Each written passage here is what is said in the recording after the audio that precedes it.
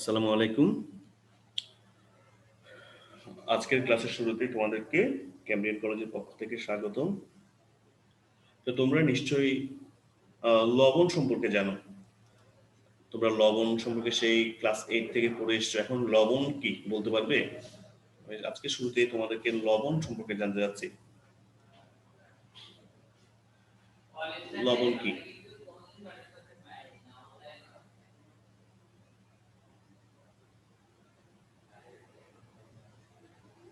কেউ কি পারে না স্যার লবণ কি? স্যার অ্যাসিড ও ক্ষারের বিক্রিয়ায় লবণ উৎপন্ন হয়। তাহলে অ্যাসিড এবং ক্ষারের বিক্রিয়ার ফলে উৎপন্ন যে পদার্থটা পানিতে দ্রবীভূত অবস্থা থাকে সেটাকে আমরা বলি লবণ। তা দেখো আমরা বলছি তার লবণ মূলত উৎপত্তি হয় অ্যাসিড এবং ক্ষারের প্রশমন বিক্রিয়ার ফলে। সেই জন্য লবণের যে সংকেতটা থাকে সেই সংকেতের মধ্যে দুইটা অংশ থাকে, দুইটা অংশের মধ্যে একটা আসে অ্যাসিড থেকে আরেকটা আসে ক্ষার থেকে। এখন আমাদের দৈনন্দিন জীবনে আমরা সবচেয়ে বেশি যে লবণটা ব্যবহার করি স্যার সেই লবণটা কি? NaCl। তাহলে NaCl কোত্থেকে আসে? অর্থাৎ ওই লবণের মা বাবা কে আমরা জানি? ওই লবণটা কোন অ্যাসিড বা কোন ক্ষার থেকে আসছে? সোডিয়াম আর ক্লোরিন। না স্যার, ওই লবণটা কোত্থেকে উৎপত্তি হয়েছে? সোডিয়াম আর NaOH। Very good. তাহলে সোডিয়াম হাইড্রোক্সাইড এবং হাইড্রোক্লোরিক অ্যাসিডের প্রশমন বিক্রিয়ার ফলে কিন্তু সোডিয়াম ক্লোরাইড লবণটা সৃষ্টি হয়েছে। তাহলে আমি বলতে পারি যে সোডিয়াম ক্লোরাইড যে সংকেতটা আছে সেই সোডিয়াম ক্লোরাইড সংকেতটাকে আমি দুভাগে ভাগ করতে পারি। একটা হচ্ছে সোডিয়াম আয়ন আর একটা ক্লোরাইড আয়ন। তাহলে একটা ক্যাটায়ন একটা অ্যানায়ন। তাহলে এই ক্যাটায়নটা কোত্থেকে আসবে স্যার বলতে পারবো?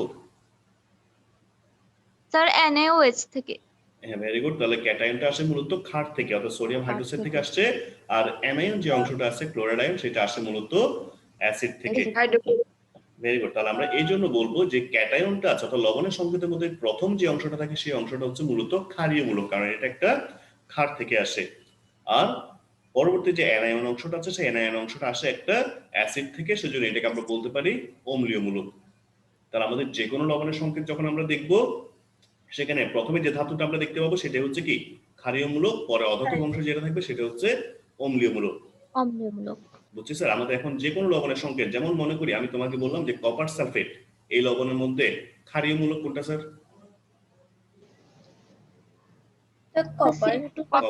আর অম্লীয় মূলক বললে সালফেট আয়ন। বুঝছি স্যার। ওকে। তাহলে আমাদের প্রথমে অম্লীয় মূলক এবং ক্ষারীয় মূলক কি সেগুলো চিনতে হবে, কারণ আমাদের পরীক্ষায় হয়তো এইভাবে অম্লীয় মূলক বা ক্ষারীয় মূলক দিয়ে বলতে পারে যে অম্লীয় মূলক কোনটি বা ক্ষারীয় মূলক কোনটি, কিভাবে শনাক্ত করবে। তাহলে আমাদের আজকের যে আমরা অম্লীয় বা ক্ষারীয় মূলক যেগুলো আছে বিভিন্ন লবণে, সেই লবণগুলো শনাক্ত করার জন্য যে বিক্রিয়া ব্যবহার করব সে বিক্রিয়ার দুটা ছবি তোমরা দেখতে পাচ্ছ। এই ছবিতে কোন ধরনের বিক্রিয়া দেখানো হয়েছে বলতে পারবে? তোমরা এসএসসি তে পড়ছো, এটা কোন ধরনের বিক্রিয়া? স্যার এখানে দুইটা ছবি দেওয়া আছে, দুইটা ছবি একই বিক্রিয়াকে নির্দেশ করতেছে। কোন ধরনের বিক্রিয়া? স্যার প্রশমন। না স্যার, আরেকটু চিন্তা করি। আমরা এসএসসি লেভেলের নন রেডক্স এর মধ্যে তিনটা শ্রেণী ভাগ করছিলাম। স্থাপন। না স্যার, অধক্ষেপণ। এই যে এখানে আমরা দেখতে পাচ্ছি যে কিছু অদ্রবণীয় পদার্থ তৈরি হচ্ছে যে কারণে অধক্ষেপ তৈরি হয়েছে। যে পদক্ষেপ তৈরি হয়েছে না স্যার, এখানেও তৈরি হয়েছে বা এটা তো তৈরি হয়েছে। তাহলে আমরা বলতে পারি যে আমরা মূলত অধক্ষেপণ বিক্রিয়ার মাধ্যমেই এই যে বিভিন্ন অম্লীয় মূলক বা ক্ষারীয় মূলক আছে সেগুলোকে শনাক্ত করব। বুঝছি স্যার। এখন আমরা বিভিন্ন ক্যাটায়ন বা অ্যানায়ন এগুলোকে শনাক্ত করার জন্য যে রাসায়নিক পদার্থগুলোকে ব্যবহার করি সেই রাসায়নিক পদার্থগুলোকে বলা হয়, ইংলিশে বলা হয় রিয়েজেন্ট আর বাংলায় বলে বিকারক। মনে থাকবে স্যার, যে সকল রাসায়নিক পদার্থ দিয়ে আমরা বিভিন্ন লবণের অম্লীয় বা ক্ষারীয় মূলক এগুলোকে শনাক্ত করব সেগুলোকে বলবো রিয়েজেন্ট বা বিকারক। বুঝছি স্যার। বিকারকের সংখ্যাটা তো বুঝছি। এখন এক একটা আয়ন শনাক্তকরণের জন্য আমাদেরকে এক একটা বিকারক ব্যবহার করতে হবে। আমাদেরকে এই বিকারকগুলোর পরিচয় জানতে হবে, সাথে এগুলো ব্যবহার করলে কোন আয়নের জন্য কোন ধরনের কালার সৃষ্টি হবে সেটা আমাদেরকে মাথায় রাখতে হবে। তো চলো তাহলে আমরা আজকে যে কাজটা করবো মূলত সেই কাজটা হচ্ছে বিভিন্ন লবণের ক্ষারীয় মূলক শনাক্তকরণ। ক্ষারীয় মূলকের মধ্যে আমাদের এইচএসসি তে সিলেবাসে আছে মোট 8টা, যদিও ক্ষারীয়মূলক অনেকগুলো, তার মধ্যে আমাদের এইচএসসি সিলেবাসে মাত্র 8টা আছে। Ferrous, ferric, zinc ion, calcium ion, aluminium ion, copper ion, copper বলতে এখানে কোনটা আছে, কিউপ্রিক আয়ন, সোডিয়াম আয়ন এবং অ্যামোনিয়াম আয়ন। এই 8টা ক্যাটায়ন আমাদের সিলেবাসে আছে। সাথে আমরা আরেকটা জিনিস পড়বো, সেটা হচ্ছে ফেরাস এবং ফেরিক আয়নের মধ্যে কিভাবে পার্থক্য করা যায়, এই পার্থক্যটা আমাদের সিলেবাসে আছে। এবং সর্বশেষ হচ্ছে লবণের যে অম্লীয় মূলক আছে সেই অম্লীয় মূলকগুলো শনাক্তকরণ। তো অম্লীয় মূলকের মধ্যে অনেক ধরনের মূলক আছে, তার মধ্যে আমাদের এইচএসসি তে সিলেবাস আছে 3টা, ক্লোরাইড, সালফেট এবং শেষটা কি স্যার? কার্বনেট। তাহলে এই 3টা আয়নের শনাক্তকরণ আমাদের এইচএসসি তে সিলেবাসে আছে। তাহলে আমরা মোট কয়টা আয়ন শনাক্তকরণ করব স্যার অম্লীয় এবং ক্ষারীয় মূলক মিলে? ক্ষারীয় মূলক হচ্ছে 8টা, অম্লীয় মূলক 3টা, মোট 11টা আয়নের শনাক্তকরণ আমাদেরকে মনে রাখতে হবে। এটা আমরা যদি থিওরিটা মনে রাখি তাহলে আমাদের প্র্যাকটিক্যালি সুবিধা হবে, আমরা প্র্যাকটিক্যালি ইজিলি করতে পারবো। তাহলে আজকের ক্লাস শেষে তারা তোমরা যে ক্ষারীয় মূলকগুলো আছে সেগুলো শনাক্ত করতে পারবে, সাথে ফেরাস এবং ফেরিক আয়নের মধ্যে পার্থক্য করতে পারবে, এবং যে আমাদের যে অম্লীয় মূলক যেগুলো আছে ক্লোরাইড, সালফেট এবং কার্বনেট, এগুলোকে শনাক্ত করতে পারবে। তো চলো আমরা শুরুটা করছি আমাদের একটা পরিচিত ক্যাটায়ন অর্থাৎ অ্যালুমিনিয়াম আয়ন দিয়ে। তাহলে অ্যালুমিনিয়াম আয়নকে শনাক্ত করব কিভাবে আমরা? দেখো, অ্যালুমিনিয়াম আয়নকে শনাক্ত করার জন্য এখানে যে পরীক্ষাটার নাম লিখেছি স্যার, সেই পরীক্ষাটা কি স্যার একটু দেখে বলতে হবে। সিক্ত পরীক্ষা, বা এগুলো আরেকটা নাম হচ্ছে স্যার আর্দ্র পরীক্ষা। আর্দ্র বা সিক্ত এই কথাটা বলতে আমরা কি বুঝি? মূলত কি ভেজানো। আর্দ্র বা সিক্ত বলতে বুঝে ভেজানো, অর্থাৎ আমরা যে অ্যালুমিনিয়াম লবণটা ব্যবহার করবো সেটা অবশ্যই কি থাকবে স্যার? ভেজানো থাকবে, অর্থাৎ এটা দ্রবীভূত অবস্থা থাকবে। আমরা দ্রবণের সাথে বিক্রিয়া ঘটাবো। কথাটাই বুঝছি? আমরা অ্যালুমিনিয়াম আয়নকে শনাক্ত করার জন্য অ্যালুমিনিয়াম আয়নের একটা দ্রবণ ব্যবহার করব, সেই জন্য এটাকে বলা হচ্ছে সিক্ত পরীক্ষা। আমরা শুষ্ক পরীক্ষা একটা করি, যেটাকে আমরা বলছিলাম যে শিখা পরীক্ষা। হয়তো অ্যালুমিনিয়াম শিখা পরীক্ষা বর্ণ দেখায় না, কিন্তু অন্যান্য যে আয়নগুলো আছে সেগুলোকে আমরা শিখা পরীক্ষার মাধ্যমে শনাক্ত করতে পারি। শিখা পরীক্ষা যেহেতু আমরা শুধু শুষ্ক লবণ নিই, সেই জন্য এটাকে বলা হয় শুষ্ক পরীক্ষা। আর এখানে যেটা বলছি আমরা, যেটা এখন আমরা করব সেটা হচ্ছে সিক্ত পরীক্ষা বা আর্দ্র পরীক্ষা। স্যার অনার্দ্র বলতে পানি সহ, মানে পানি বাদে? পানি বাদে যেটা আছে সেটা হচ্ছে শুষ্ক পরীক্ষা বা শুষ্ক পরীক্ষা বলে, এটাকে আরেকটা নাম হচ্ছে শিখা পরীক্ষা। আমরা যে শিখা দিয়ে যেটা করছিলাম, শিখার কালার চেঞ্জ হয়ে যায়, ওটা হচ্ছে আরেকটা। অনার্দ্র স্যার, অনার্দ্র মাল বলতে বুঝে পানি ছাড়া। অনার্দ্র শব্দটা ইউজ হয় সাধারণত তোমার ওই যে শুষ্ক কোনো পদার্থের ক্ষেত্রে। শুষ্ক পদার্থ যদি আমরা ব্যবহার করি তখন অনার্দ্রটা ব্যবহার করি। এখন দেখো, এই যে পরীক্ষাটা আমরা করব, এই পরীক্ষাটা করার জন্য আমাদেরকে একটা মূল দ্রবণ বা মাতৃ দ্রবণ তৈরি করতে হবে। এখন মূল দ্রবণ বা মাতৃ দ্রবণ বলতে আমরা কি বুঝি, তার শুরুতে আমি এটার পরিচয় আসতেছি। আচ্ছা, একটু বোর্ডের দিকে তাকাই। কিছু বলবেন ম্যাডাম? আমার তো দিচ্ছেন আমাকে।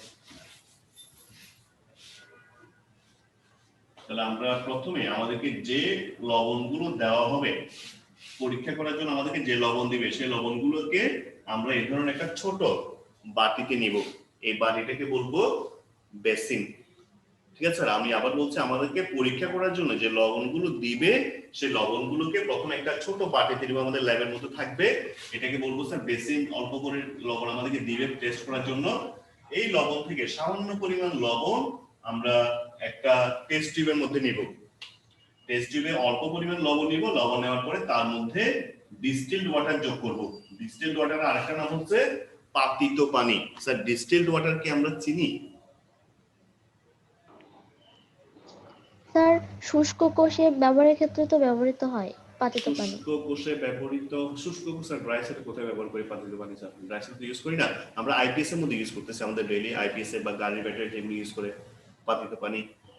আইপিএস তো আছে মনে হয় সবার বাসায়। তার আইপিএস এর মধ্যে আমরা যে পানিটা দিই সেটা হচ্ছে কি ডিস্টিলড ওয়াটার, বা ওগুলোকে আমরা বলতে পারি কি ক্লোরিনেটেড পানি, অর্থাৎ ক্লোরিন দিয়ে জীবাণু মুক্ত করা পানি। ডিস্টিলড ওয়াটারগুলোতে কোনো জীবাণু থাকে না, ক্লোরিন যুক্ত পানি। এখন আমরা সামান্য পরিমাণ ডিস্টিলড ওয়াটার দিয়ে এই যে লবণগুলো আমি নিয়েছি টেস্ট টিউবের মধ্যে, সেগুলোকে অল্প পরিমাণ ডিস্টিলড ওয়াটার দিয়ে প্রথমে নেড়ে দ্রবীভূত করে ফেলবো। মনে করি আমি এখানে লবণগুলোকে নেড়ে দ্রবীভূত করছি। দ্রবীভূত করার পরে আরো কিছু পানি যোগ করবো, আরো কিছু পানি যোগ করে মনে করি আমি একদম টেস্ট টিউবের গলা পর্যন্ত দ্রবণ তৈরি করছি। পানি দিয়ে পূর্ণ করে টেস্ট টিউবের গলা পর্যন্ত দ্রবণ তৈরি করছি। এখন আমি যে দ্রবণটা তৈরি করছি সেই দ্রবণটাকে আমি তিনটা নামে ডাকতে পারি। এই তিনটা নাম হচ্ছে, এটাকে বলা হয় মাতৃদ্রবণ বা মূল দ্রবণ, বা এটার আরেকটা নাম হচ্ছে মজুদ দ্রবণ। এটার নাম হচ্ছে তিনটা, কি কি বলছি স্যার? মূল দ্রবণ, মাতৃদ্রবণ এবং মজুদ দ্রবণ। বইতে এক একটা বইতে হয়তো এক একটা নাম আছে, কিন্তু সবগুলোই মূলত একই কথা। তা আমাদের প্রথম কাজ হচ্ছে আমাদের যে লবণটা টেস্ট করতে দিবে সেটাকে আমরা একটু করে টেস্ট টিউবে নিয়ে ডিস্টিল ওয়াটার দিয়ে দ্রবীভূত করবো, এরপরে পানির পরিমাণ আরো বাড়াই দিয়ে একটা দ্রবণ তৈরি করবো। সেই দ্রবণটাকে আমরা বলবো মূল দ্রবণ বা মাতৃদ্রবণ। এখন এই দ্রবণের মধ্যে আসলে কি আছে, আমাদের কোন ক্যাটায়নটা আছে আমরা তো জানি না, তো সেটা শনাক্ত করার জন্য এখান থেকে অল্প পরিমাণ মূল দ্রবণ আর একটা টেস্ট টিউবে নিব। আমি শুধু প্রসিডিউর গুলো বলে যাচ্ছি। দেখো, এখান থেকে একটু করে মূল দ্রবণ আমি আর একটা টেস্ট টিউবে নিলাম, মনে করি 1 থেকে 2 ml। 1 থেকে 2 ml মূল দ্রবণ আমি এখান থেকে এই টেস্ট টিউবের মধ্যে নিলাম।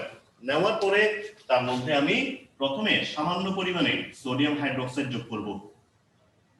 দেখো, সোডিয়াম হাইড্রোক্সাইড যোগ করার পরে যদি আমাদের এই লবণের মধ্যে অ্যালুমিনিয়াম থেকে থাকে, যদি থাকে, তাহলে দেখা যাবে এই অ্যালুমিনিয়াম লবণটা সোডিয়াম হাইড্রোক্সাইডের সাথে বিক্রিয়া করে একটা অদক্ষেপ তৈরি করবে।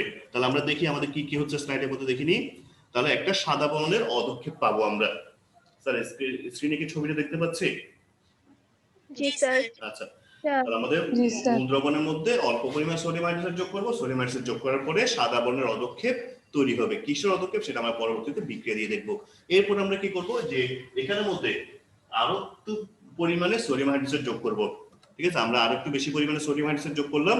সোডিয়াম হাইড্রোক্সাইড যোগ করার পরে কি দেখা যাবে, যে যে অদক্ষেপগুলো তৈরি হয়েছিল সেই অদক্ষেপগুলো আবার দূর হয়ে যাবে। তাহলে অদক্ষেপগুলো পানিতে দ্রবীভূত হয়ে যাবে। অদক্ষেপ যখন দ্রবীভূত হয়ে যাবে, দ্রবণটা আবার আগের মতো স্বচ্ছ হয়ে যাবে। স্যার ঝাপসা দেখাচ্ছে। কোনটা স্যার? বোর্ড ঝাপসা দেখাচ্ছে। বোর্ড ঝাপসা? আমি তো বোর্ডে তেমন কিছু লিখি নাই। বোর্ডে আজকে লাইট ইউজ করি না, তো এই জন্য ঝাপসা দেখাচ্ছে হয়তো, বা বোর্ডে কিছু লিখি নাই স্যার। ওই যে আমার স্ক্রিনটা দেখি, যে আমরা প্রথমে কি কি করতেছি স্যার, যে আমাদের মূল দ্রবণের মধ্যে সামান্য সোডিয়াম হাইড্রোক্সাইড দিচ্ছি, সাদা বর্ণ অদক্ষেপ আসছে, পরবর্তীতে অতিরিক্ত পরিমাণ সোডিয়াম হাইড্রোক্সাইড দিচ্ছি, পদক্ষেপগুলো দ্রবীভূত হয়ে গেছে। পদক্ষেপগুলো দ্রবীভূত হওয়ার কারণে আমাদের দ্রবণটা আবার আগের মতো স্বচ্ছ হয়ে গেছে। ঠিক আছে, পরিষ্কার দ্রবণ। এখন আমরা কি করব, সর্বশেষ কাজ, আমাদের ওই দ্রবণের মধ্যে অ্যামোনিয়াম ক্লোরাইড যোগ করব। অল্প পরিমাণে অ্যামোনিয়াম ক্লোরাইড যোগ করলে কি হচ্ছে, আমরা দেখবো এই সময় আবার সাদা বর্ণ অদক্ষেপ ফিরে আসবে। তাহলে এখানে কাজ কয়টা বলছি স্যার? অ্যালুমিনিয়ামকে শনাক্ত করার জন্য কাজ হচ্ছে তিনটা।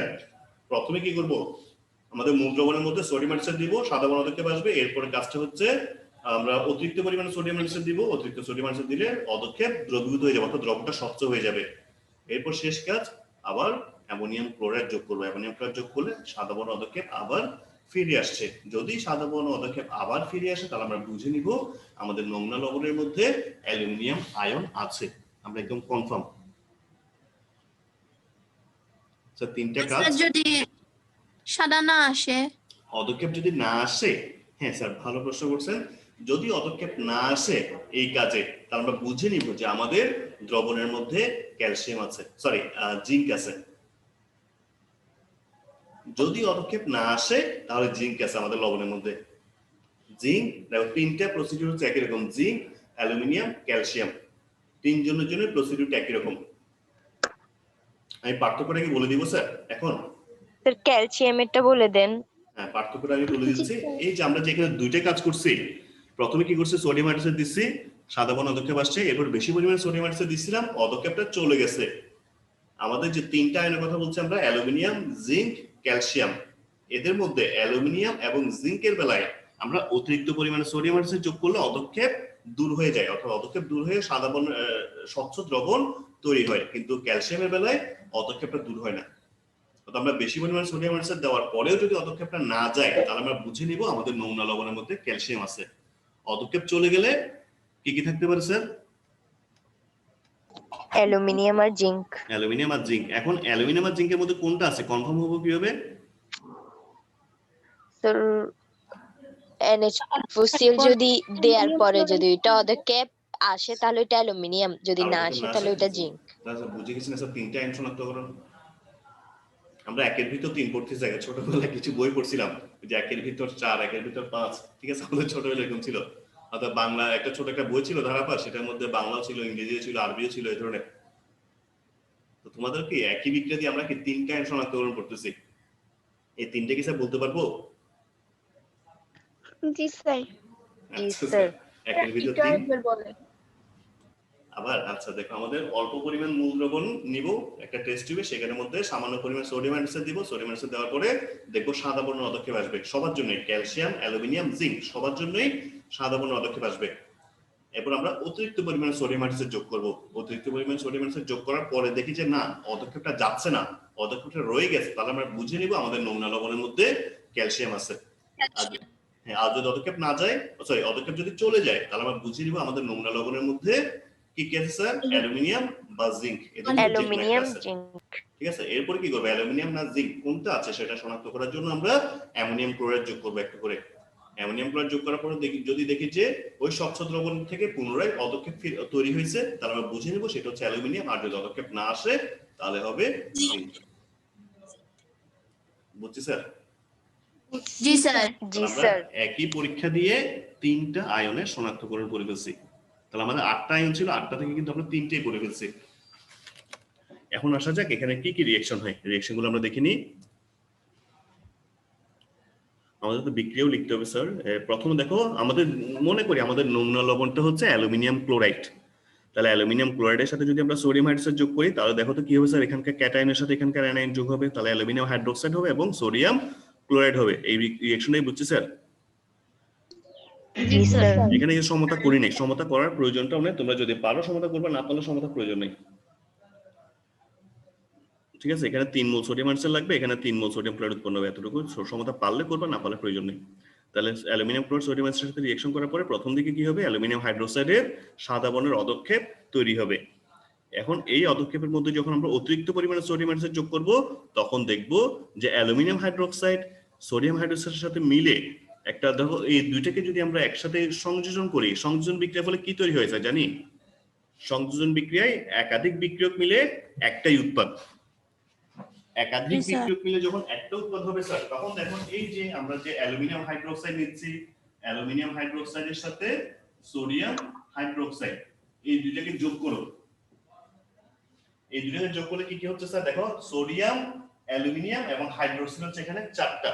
তাহলে সেজন্য আমি এখানে সংখ্যাটা লিখব এরকম NaLOH4, সোডিয়াম অ্যালুমিনো হাইড্রেট। এটার নাম হচ্ছে সোডিয়াম অ্যালুমিনো হাইড্রেট। পরবর্তীতে দেখা যায় এই যে এখানে 4টা হাইড্রোক্সিল আছে, এই 4টা হাইড্রোক্সিল যদি আমি এটাকে এইভাবে লিখে, দেখো 4টা হাইড্রোক্সিল যদি হয়, এই 4টা হাইড্রোক্সিল থেকে যদি আমি 2 মোল পানি অপসারণ করি, এই যে 2 মোল পানি, 4টা হাইড্রোক্সিল থেকে 2 মোল পানি অপসারিত হয়ে যায়, 2 মোল পানি চলে যায়। 2 মোল পানি চলে যাওয়ার পর যে দুটো অক্সিজেন থাকে, সেই অক্সিজেন গুলো অ্যালুমিনিয়ামের সাথে যুক্ত হয়ে এই ধরনের সোডিয়াম অ্যালুমিনেট নামক একটা লবণ উৎপন্ন করে। তাহলে এখানে উৎপন্ন হয় কি স্যার, সোডিয়াম অ্যালুমিনেট এবং পানি। তাহলে সোডিয়াম অ্যালুমিনেট, যেহেতু এটা একটা সোডিয়ামের লবণ, আমরা জানি সোডিয়ামের লবণগুলো পানিতে মিশে যায়, সেজন্য এই সোডিয়াম অ্যালুমিনেটটাও পানিতে দ্রবীভূত হয়ে যায়, যে কারণে অদক্ষেপটা দূর হয়ে স্বচ্ছ দ্রবণ তৈরি হয়। বুঝছি স্যার কথাটা? জি স্যার। দ্রবণ কি অ্যালুমিনিয়াম ক্লোরাইডের দ্রবণ? হ্যাঁ, হতে পারে সেটা অ্যালুমিনিয়াম ক্লোরাইড বা অ্যালুমিনিয়াম সালফেট, অ্যালুমিনিয়াম নাইট্রেট, যেটাই হোক, আমি তো জানি না অ্যানায়নটা কি আছে। ধরে নিলাম উদাহরণ হিসেবে আমাদের লবণটা হচ্ছে অ্যালুমিনিয়াম ক্লোরাইড। ঠিক আছে, আমরা এখন শুধু ক্যাটায়নের টেস্ট করতেছি, অ্যানায়ন যেটাই থাক আমাদের সমস্যা নেই।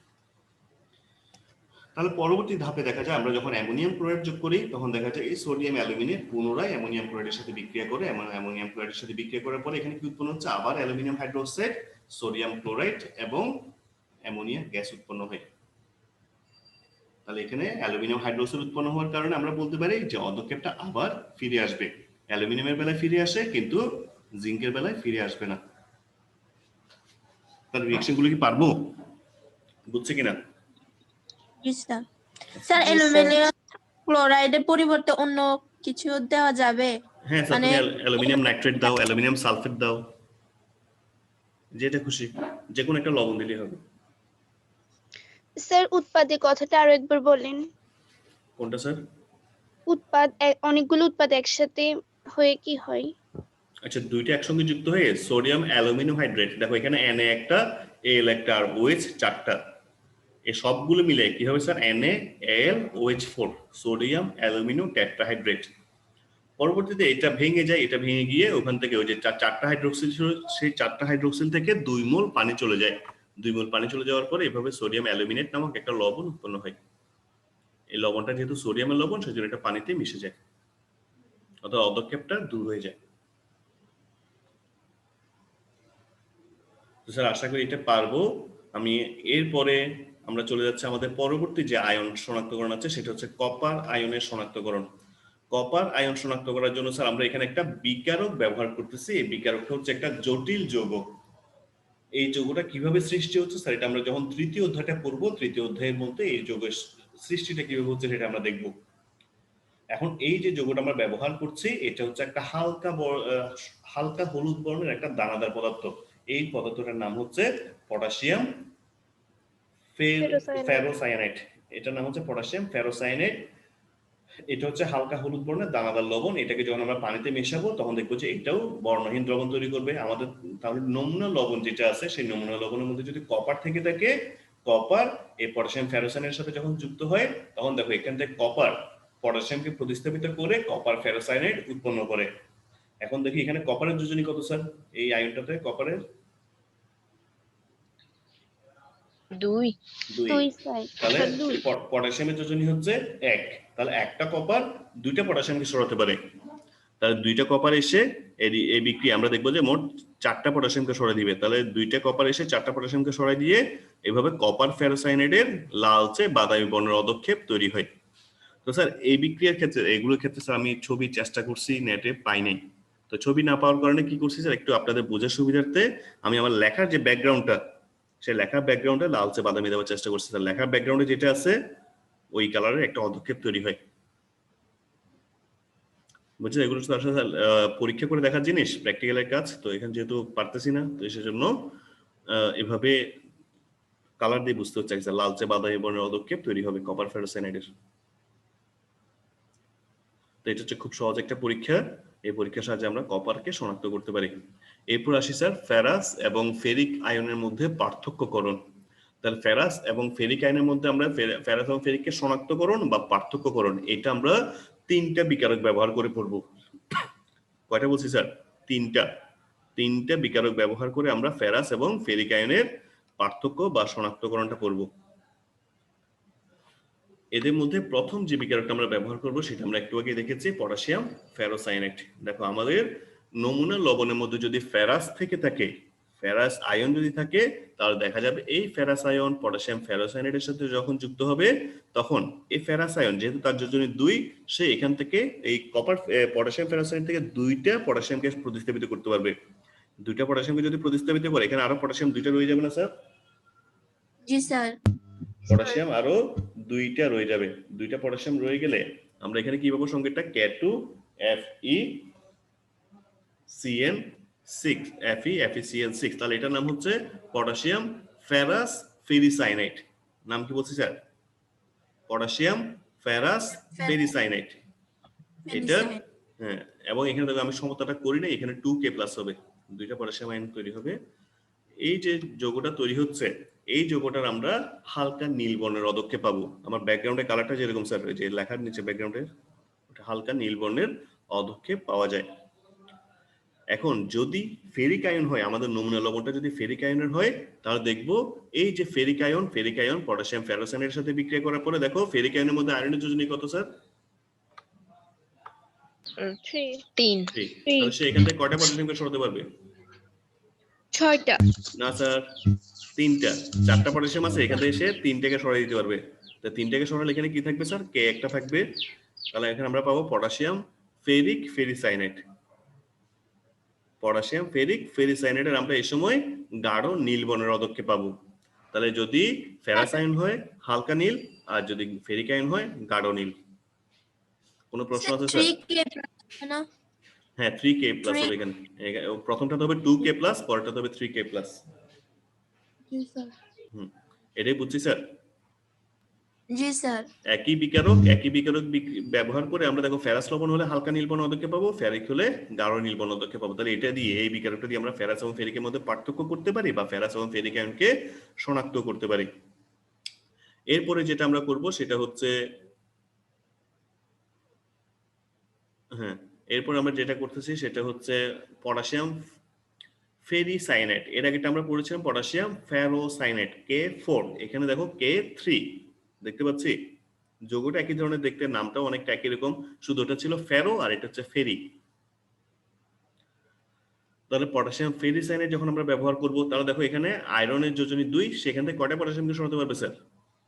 দুইটা। দুইটা। তো দুইটা পটাশিয়ামকে সরাই দিলে আগের মতো কি হবে? পটাশিয়াম ফেরাস ফেরিসাইনেট উৎপন্ন হয় এবং এটার গাঢ় নীল বর্ণের পদক্ষেপ আমরা পাবো। পটাশিয়াম ফেরাস ফেরিসাইনেটের গাঢ় নীল বর্ণ পদক্ষেপ পাচ্ছি। আর যদি সেটা ফেরিক হয়ে থাকে, দেখো রাজশ্রী অনেকক্ষণ ধরে চেষ্টা করতেছে, ওকে ইয়াতে দিয়ে দিও, ও জয়েন হতে পারতেছে না, মনে নেট ডিস্টার্ব, অনেকক্ষণ ধরে ট্রাই করতেছে, আমার এখানে আমি জয়েনিং দিচ্ছি, আসতেছে না। যদি ফেরিক আয়ন হয়, তাহলে ফেরিক আয়ন হলে দেখো এখানে আয়রন 3টে আছে, তিনটেই এই আয়রন কি করতে পারবে? 3টে পটাশিয়ামকেই প্রতিস্থাপিত করতে পারবে। তাহলে এখানে কি থাকবে? পটাশিয়াম, সরি এখানে তো পটাশিয়াম না, এটা হচ্ছে ফেরিসায়ানাইড। ফেরিসায়ানাইডের বাদামি বর্ণের একটা দ্রবণ তৈরি হবে। তাহলে যদি আমরা পটাশিয়াম ফেরিসায়ানাইডের সাথে বিক্রিয়া দিই, ফেরাস হলে গাঢ় নীল বর্ণ পদক্ষেপ তৈরি হবে, আর ফেরিক হলে বাদামি বর্ণের একটা দ্রবণ তৈরি হবে। তাহলে দুইজনের মধ্যে পার্থক্য আছে। এই পার্থক্য দিয়ে আমরা এই দুইটা আয়নকে শনাক্ত করতে পারি। সর্বশেষ অ্যামোনিয়াম হাইড্রোক্সাইড দিয়ে, দেখো সোডিয়াম হাইড্রোক্সাইড বা অ্যামোনিয়াম হাইড্রোক্সাইড যে কোনো একটা ক্ষার আমরা এই ক্ষেত্রে ব্যবহার করতে পারি। যদি আমাদের লবণটা যদি ফেরাস আয়ন হয়ে থাকে, অর্থাৎ ফেরাস লবণ যদি হয়, সেই ফেরাস লবণটা অ্যামোনিয়াম হাইড্রোক্সাইডের সাথে রিঅ্যাকশন করার পরে কি উৎপন্ন হতে পারে? তোমাদের থেকে একটু জানতে চাচ্ছি। Ferrous hydroxide. Very good, ferrous hydroxide এবং অ্যামোনিয়াম আয়ন উৎপন্ন হবে। তাহলে এখানে ফেরাস হাইড্রোক্সাইডের হালকা সবুজ বর্ণের পদক্ষেপ আমরা পাবো। আর যদি ফেরিক আয়ন হয়ে থাকে, ফেরিক হলে সেখানে ফেরিক হাইড্রোক্সাইড তৈরি হবে। ফেরিক হাইড্রোক্সাইডে লাল চায় বাদামি বর্ণের পদক্ষেপ আমরা পাবো। ফেরাস এবং ফেরিকের মধ্যে পার্থক্য বা ফেরাস এবং ফেরিকের শনাক্তকরণ আমরা 3টে বিকারক দিয়ে পড়ছি, পটাশিয়াম ফেরোসাইনেট, ফেরিসাইনেট এবং অ্যামোনিয়াম হাইড্রোক্সাইড। মনে থাকবে স্যার? জি স্যার। তাহলে আজকে কয়টা আয়ন পড়ছি? 10টা। মোট কয়টা আয়ন পড়ছি স্যার? 5টা স্যার। 5টা আয়ন পড়ছি। তা দেখি আরেকটাতে এগিয়ে যেতে পারি কিনা। জিঙ্ক আয়ন শনাক্তকরণ, দেখো আমরা জিঙ্ক আয়নকে পটাশিয়াম ফেরোসাইনেট দিয়ে শনাক্ত করতে পারি। অবশ্য আমরা এর আগে আরেকটা দিয়ে পড়ে ফেলছি। এটা কি বুঝতেছি স্যার? দেখো তো। আচ্ছা, একই রকম বিক্রিয়া। দেখো আমরা এর আগে যেটা বলেছিলাম সেটা ছিল কি স্যার, এখানে সর্বশেষ ধাপে আমরা কি যোগ করছিলাম অ্যালুমিনিয়ামের বেলায়? NH4Cl। Sodium aluminium. হ্যাঁ, অ্যামোনিয়াম ক্লোরাইড যোগ করেছিলাম। অ্যামোনিয়াম ক্লোরাইড যোগ করার পর পদক্ষেপ ফিরে আসছিল। কিন্তু যদি আমরা জিঙ্কের বেলায় অ্যামোনিয়াম ক্লোরাইড দিই, পদক্ষেপ আসবে না। এখন বইতে কি করছে স্যার, আরেকটা পরীক্ষা দিচ্ছে, যদি আমরা H2S দিই তাহলে কিন্তু পদক্ষেপ আবার ফিরে আসবে। যদি H2S না দিই, যদি আমরা অ্যামোনিয়াম ক্লোরাইড দিই, পদক্ষেপ ফিরে আসবে না। আমরা যে কোনো একটা দিয়ে মনে রাখতে পারি। বুঝছি স্যার? অ্যামোনিয়াম ক্লোরাইড দিয়ে পদক্ষেপ আসবে না, আর যদি হাইড্রোজেন সালফাইড দিই, H2S যদি দিই, তাহলে পদক্ষেপটা ফিরে আসবে। তো এই ক্ষেত্রে বিক্রিয়াটা দেখেন, জিঙ্কের বেলায় আসবে। জিঙ্কের বেলায় স্যার এখানে বিক্রিয়াটা ভিন্ন। অ্যামোনিয়াম ক্লোরাইড না দিয়ে যদি H2S দিই, তাহলে পদক্ষেপ আসবে, কিন্তু অ্যামোনিয়াম ক্লোরাইড দিয়ে পদক্ষেপ আসবে না। তোমরা যে কোনো একটা মনে রাখতে পারো। আমি বইতে দুইটা আছে বলে দুইটা দিছি, বইতে H2S টাও আছে। ঠিক আছে, তোমাদের অক্ষরপত্র বইতে 181 পৃষ্ঠায় H2S দিয়ে আছে, তো সেজন্য H2S টাও দিচ্ছি। যদি অ্যামোনিয়াম ক্লোরাইড ব্যবহার করো সর্বশেষ ধাপে, তাহলে এখানে পদক্ষেপ আসবে না। আর H2S দিলে পদক্ষেপটা আসবে, জিঙ্ক সালফেটের সাদা বর্ণ পদক্ষেপ আসবে। ঠিক আছে, জিঙ্ক সালফেট পদক্ষেপ আসবে, এখানে সোডিয়াম সালফেট উৎপন্ন এবং পানি উৎপন্ন হচ্ছে। স্যার আমাদের এমসিকিউ এক্সাম কখন নেবেন? আচ্ছা, এটা তৈরি করে নিয়ে নিব। এই যে ক্লাস শেষ হবে, তোমাদের খাতা কাটবো, এটা তৈরি করব, অনেকগুলো কাজ। কোয়েশ্চেনগুলো সলভ করে দিবেন না? কোনগুলো স্যার? কালকে এক্সামের এগুলা। সিকিউ গুলা? হ্যাঁ স্যার। সলভ করে দিতাম। আচ্ছা আচ্ছা, আজকে কি আরেকটা আয়ন পড়বো নাকি এতটুকু রেখে দিব? স্যার এতটুকু থাকুন। আচ্ছা, এতটুকু টাইম তো শেষ। আচ্ছা, একটা ওকে স্যার। সলভ করে দেন। কোনটা সলভ করবো বলো, কোন প্রশ্নটা? 3 স্যার, 1-3। 1-3 বলতে তোমাদের ছিল ওখানে দ্রাব্যতা গুণফল নির্ণয়। তো এটা তো শুধু 27 করলে হয়।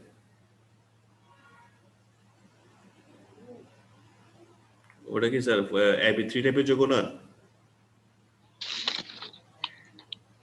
না স্যার, আচ্ছা স্যার 1/3 এখানে হচ্ছে 1/3 কি আমরা ফাইনের ঘনমাত্রার সাথে 0.1 মোল ওটা যোগ করব না? হ্যাঁ 0.1টা যোগ করতে হবে 2x প্লাস 0.1 ওই যে আমি স্ট্রং শেপ ফ্লোরাইড দিয়ে যেটা করেছি সেটাই আর কি। জি স্যার। না 2x প্লাস 0.1 হ্যাঁ 2x প্লাস 0.1। হ্যাঁ তোমাদের মধ্যে একজনে যে স্যার ভুলটা করছে সেটা আমি বলে দিচ্ছি, সে লিখে হচ্ছে 2x square 2x square plus 0.1 এরকম লিখছে। কে লিখছে আমার ঠিক মনে পড়তেছে না আমার নামটা।